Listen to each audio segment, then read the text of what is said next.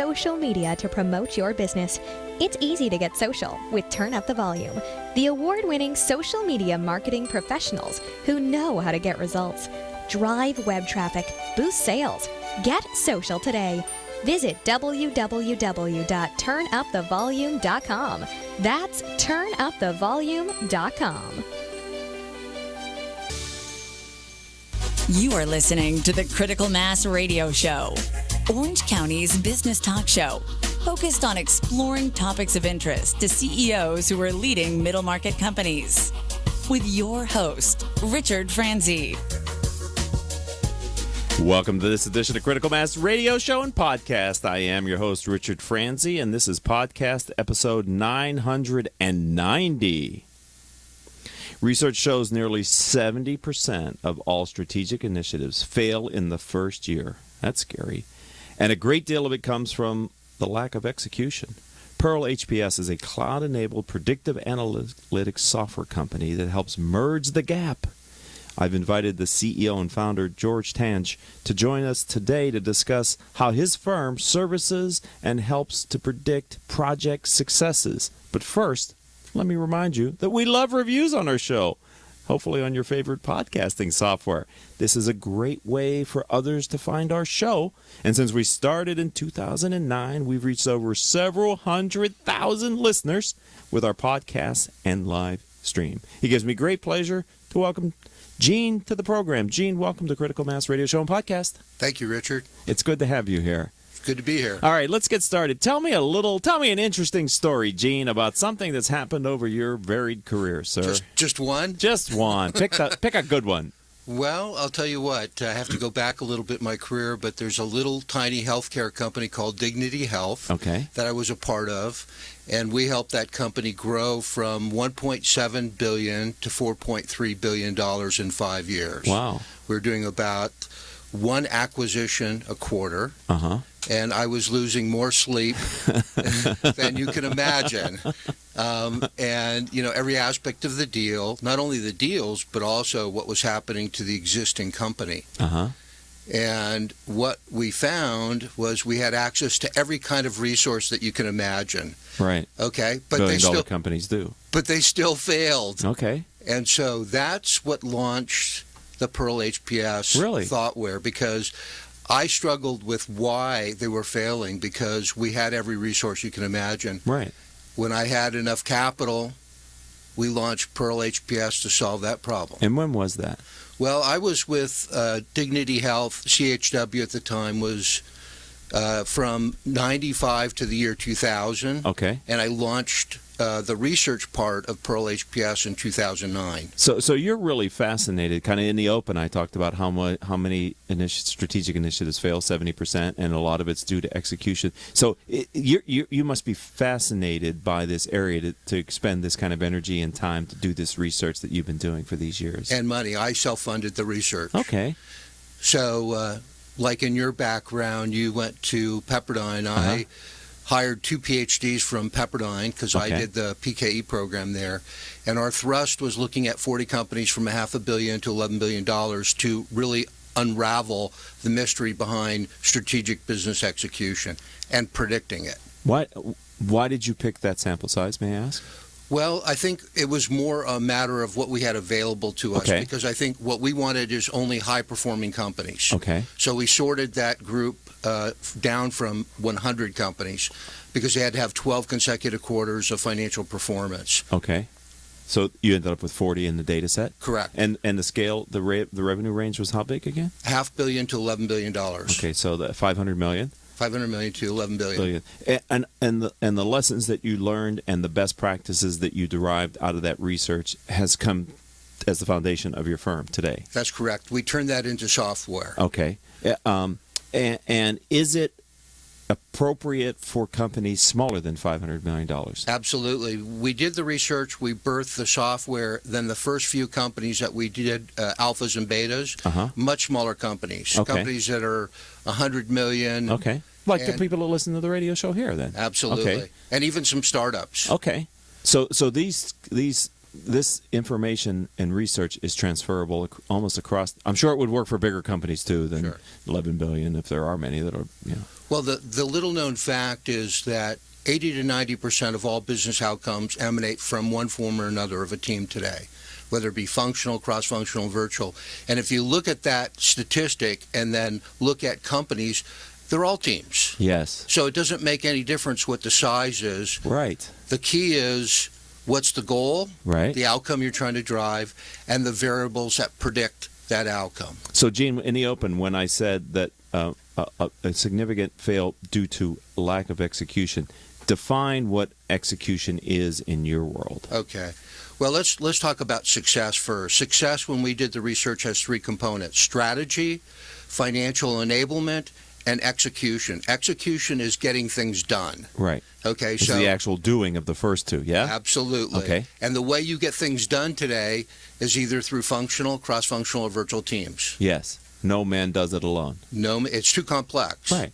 And so if you could understand and glean the variables that predict the outcome of a team today up to 12 months out, then you're at a competitive advantage to those that don't have those tools. Okay, so it sounds like what you're saying is you've developed methodologies that allow companies to stress test, my term, the performance capability of the team that's empowered to deliver the strategic initiative that's been decided upon.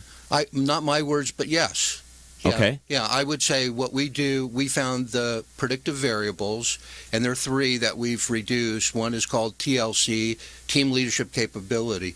Well, we know if your TLC of a team is less than 35%, you're going to fail before you start. Okay. Okay, so knowing that gives leaders an understanding that I have a team that we have to morph in some fashion or form Okay. if we want an outcome up to 12 months out. All right. And that gives you the time to actually do the morphing. Okay, so I'm going to channel my inner audience, and so bear with me, Good. because this is complex but yet very valuable. So I want to get to that point with my audience. So your software is able to, let's stay with TLC. You're able to, through some best practices, return to the decision makers how capable the company is on this leadership element, the one of the three critical factors needed for successful execution of the strategic plan. How do you get that information, and how do you quantify what sounds like to me qualitative information? Gene, It's a great question. And I got there, didn't I? Yeah, I you took a did. little bit of a long road, but I felt the arrow. I'm trying, baby. I'm trying. Hit the target. Okay.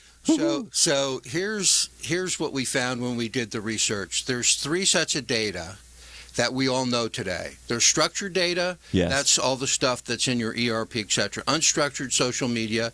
And there's a third set of data that we will call known but uncoded. Okay. Known but uncoded data is the same thing that you and I are exchanging now. And if we have another exchange, you'll use what you gleaned from this to take that step further. Yeah, that's what I process about my feelings about you, my interactions with you, all the data that I'm taking in by looking at you, that kind of stuff. I won't hold that against you. Okay. And vice versa. Yeah. Oh, okay. Exactly. 70% of all the decisions made in corporations are based on that data, that Which exchange. is uncoded. Uncoded. Do you ever write it down? No. And if I did, would I share it? Well, if you could structure that data Okay. into a framework, you can use it to predict. Okay.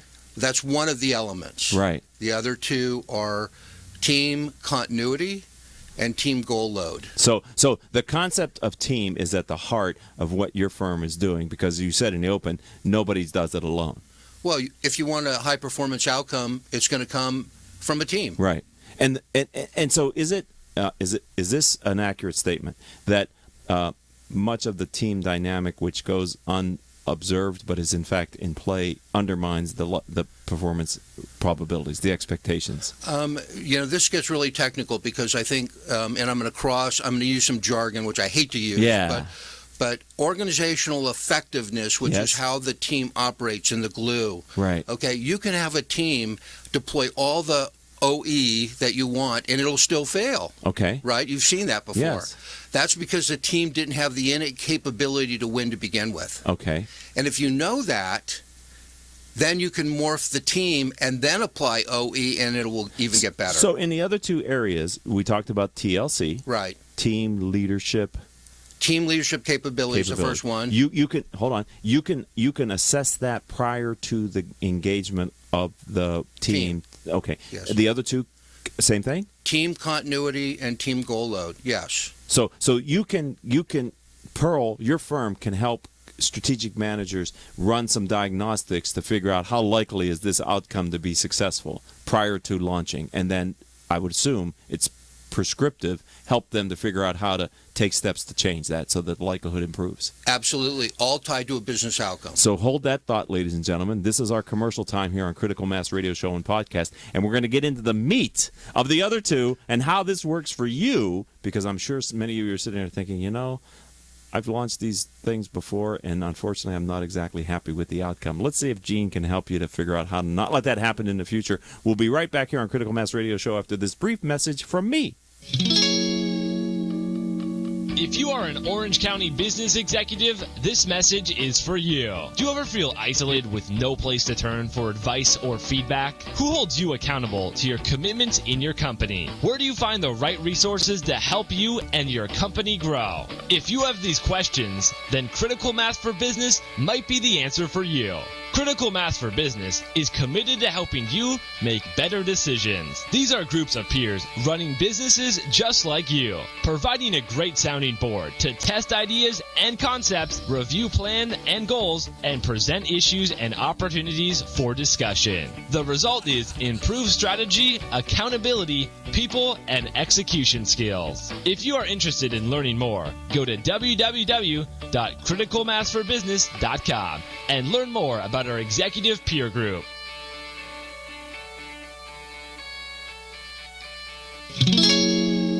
Back to this edition of Critical Mass Radio Show. I know I hit the mark a little too fast. Sorry about that. I've been out of practice. I've been on vacation for a couple of weeks, ladies and gentlemen. Please forgive me. Gene Tange is our guest, and we've been talking about all things execution and his software and his tools. He is the CEO and founder of PearlHPS, and I'd like to say a great way to stay informed about our guests, great guests like Gene and the earlier one, Paul, today, is to sign up for our weekly newsletter. Simply go to the Critical Mass for Business website, criticalmassforbusiness.com, and at the bottom of any page is a little box that says join our mailing list. Simply type in your email address, hit subscribe like magic. You will quickly be added to our newsletter mail list, which comes out once a week, talking about great guests like Gene. We don't do anything else with your email address. That's the only email you're going to receive from us. You can opt out at any time, but trust me, I hope you will stay with us for quite some time. So during the break, through social media, I came up with some unstructured data, undocumented information that maybe by putting this into a specific case study or example, Gene, it would be helpful for the audience. Do you have something come to mind that you might be able to share? Sure. I have two, one small company and one large company. Thank you. So let's start with the large company first. This is a $4 billion technology company that had developed advanced technology that was going to go into a product that they expected to have $1 billion per year revenue level. Wow. Okay, so they transferred the... All eyes are on that. In a $1 billion company, a $4 billion company, we've got $1 billion revenue stream potential. Huge. Right? Yeah, right. Okay, so they took the advanced technology and they shifted it to a chief commercial officer. He put together 16 teams, 180 people to cover all aspects of converting this advanced technology to a manufacturable, sellable product with margin, right? And not easy. Right. Okay. I'm getting nervous just hearing the story. Well, I was called in. They were 3 weeks behind in the master schedule. Uh-huh. We applied the software and we looked at TLC, continuity, and goal load for those 16 teams. 2 weeks later, we told them that 7 of the 16 teams were going to fail. Wow. And the reaction of the leadership, of course, all leadership can't be possible. We have the best people on working on this, right? Right. And I said, well, you're still using old measures to look at a new problem. It's not that you don't have the best people. You have 2 variables that are impacting the TLC of these teams. The first is continuity. You have functional leaders. They were all cross-functional teams. Functional leaders in this big company pulling people off, replacing them with the same level person, Yeah. but not the same level of TLC. Okay. And they were adding risk to the project. Right. Okay. Makes sense, right? Right. Very common. But they're not measuring that. Okay. Okay. So that got flagged. Okay. You can't do the swap and this and that. The second was, and that was 3 teams. 4 of the teams were suffering from what I call goal load. Okay. Yeah. Define that. Goal load is the average goal number that the team is carrying. So here's what happens in big organizations. We want the best people on everything, right? Amen. Okay, so they're carrying the earth, Yeah. they're like Atlas, Yeah. and leaders say, well, that's great, that's what I want. Well, there's an optimum level Okay. for high TLC individuals, okay? And that happens to be 6 + 1 goals. In other Okay. words, 6 goals plus 1 is there's got to be 1 developmental goal in there. Otherwise, their continuity drops and their TLC drops. So we went in and we identified that, and they struggled with it a little bit, but then they made shifts in the teams based on that, okay? And in 4 months, they made up the 3 weeks, and they advanced the project 19.2%. Wow. And that yielded an early release of almost 2 months and $150 million in early release revenues that they wouldn't have had. Huh. That's impressive. It's incredible. Yeah. And it is so incredible, even I have a hard time believing we did that. And I take it your software didn't cost them $150 million, so they probably had an ROI on the investment. It was. We normally expect ROIs in the 10x level, Okay. which is still pretty high. This was multiples of that. Okay. Yeah. So what's your small company example then? Small company example, very quickly, is a CEO who had R&D in a medical device technology area. And this was a fiber optic that went into veins and a camera. And it competed with a company here in Orange County. Right. Okay. Okay. But it was about 10 times better. Okay. Okay. You said that, not me. And so he had FDA approval. The board brought me in because he was trying to make a decision. Do I build this company out? Do I partner with another company that has operational resources to commercialize a product? Or Right. do I sell the company? Mm-hmm. Classic All strategic decisions. classic entrepreneur wanted to build it out. Right. I trained him or certified his CFO, and a board member on a weekend at his house. They inputted the data. 1 week later, we got together. It basically said his only option was option 2 or 3. If he did option 1, the risk would be so high that the chances of cratering were significant. And option was to do it himself. That's right. So that proved to him that was not the right. And his response is, I would have never seen this if I didn't have this capability. So we've got a few minutes left here Yeah. on. So you've convinced me 2 minutes, 2.5 minutes. You've convinced me that there are clients and listeners to the Critical Mass Podcast radio show that could benefit from understanding how your software tools work. What would you say to them as far as who should be looking at who should be contacting you? What kind of people, knowing that my audience tends to be businesses up to about $100 million in annual revenue? Sure. I would probably say CEO, COO, CFO. Okay. Those are the 3 people that basically have those issues fall in their laps. Do they need to have that big of a initiative, $1 billion growth on a $4 billion relative? Do they have to have like the 25% revenue growth kind of to justify the time invested in your software, or can it be a smaller kind of a project? It can absolutely be a smaller project. What we try to do with companies, because we want a big return. I mean, we'd love to have their top 3 to 5 initiatives that are going to make them successful, because that gets them excited. But it doesn't need to be. I mean, a project of any sort would benefit from having better execution. Yes. Okay. It's just a matter of what's the return you're going to get from how small it is. Okay. But you said you trained the CEO and the other 2 over a weekend. Is this are your tools at Pearl that easy for people to learn that they can learn it that fastly? It's absolutely intuitive. Yeah. I mean, we have a module, a simulation, where we insert you into a television show, and you use our tools to predict the outcome of the television show. It's a lot of fun. Okay. It's research-based, so we know what it should look like, and we don't let you use our tool until you're accurate above 80%. Okay. So there's a real-world case study kind of thing here to have people get. Okay. Yeah. if they're thinking about engaging you or at least learning more about your software, where do you suggest they go? How do they find more about you? You have your site, or where do you suggest they go? Sure. I think there's a couple of avenues. First of all, our website, www.PearlHPS.com. That gives them a lot of information. Can you spell that? Sure. www. That part I got. PearlHPS.com. Perfect. Okay, that gives them a lot of information. My email, gtange@PearlHPS.com, or you can call. That's easy. 925-580-5400. Grant, the time just got away from me. We just went. I mean, I'm so fascinated that you've been able to you took on the challenge and you've created a tool that is really important, because I believe execution is the key to the holy grail. Right? It's great for good company performance, but it's also great for employee morale. Well, I think the thing is if you're going to compete in this next stage of competition, it's going to come down to how well you execute. Right. Yes. And the better you execute, the more you get done. Absolutely. It's sort of the flywheel just keeps spinning faster and faster inside the business. What employees don't want to be with firms that are successful. Right.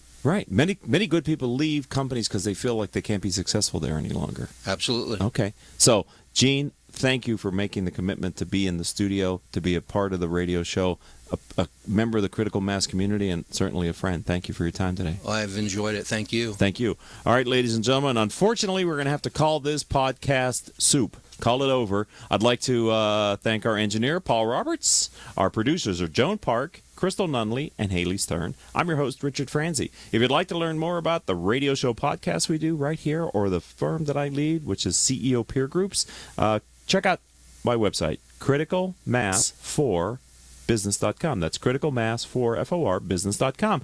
And until our next show, I hope all of your business decisions will move your company in a positive direction. You have been listening to Critical Mass Radio Show Business Talk Show, focused on exploring topics of interest to CEOs who are leading middle market companies. With your host, Richard Franzi.